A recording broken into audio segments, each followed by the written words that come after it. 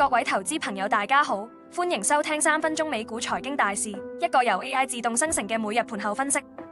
而家係2026年3月11日嘅美東時間下午5點。今日美股市場嘅表現可以話係好分化啦，三大指數漲跌不一。道瓊斯工業平均指數跌咗0.61%，標普500指數就微跌0.08%，而以科技股為主嘅納斯達克綜合指數就收漲0.08%。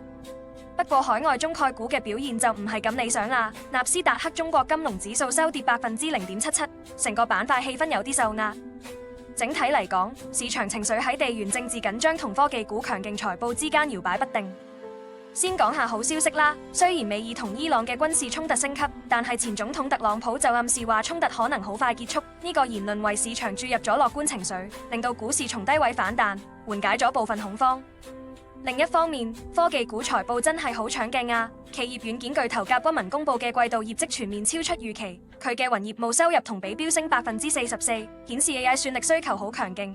消息一出，股價收市大漲9.18%，帶動咗成個科技板塊嘅氣氛。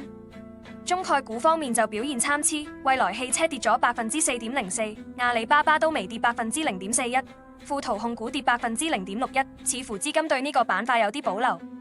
不過市場都唔係冇擔憂㗎，地緣政治風險其實仲未消散。美軍方報告話摧毀咗伊朗多艘布雷艇，而且警告佢唔好喺關鍵嘅霍爾木茲海峽布雷。如果呢個航道受阻，對全球能源供應嘅威脅就好大啦。所以衝突嘅持續時間同升級風險仍然係市場頭上一把刀。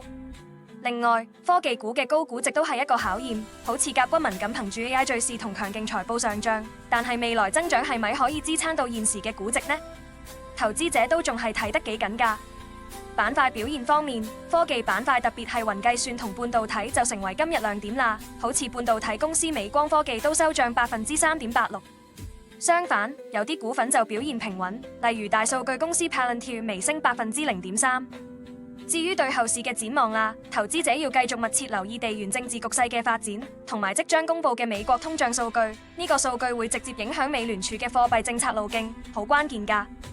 科技股嘅財報季而家先至開始，甲骨文打響頭炮，之後其他公司嘅表現都會係市場焦點。總而言之，市場而家係有希望，但又有隱憂，大家都要謹慎啲啊！本節目內容由人工智能技術全自動生成，只係提供資訊同埋教育用途，唔構成任何專業財務、投資或法律建議。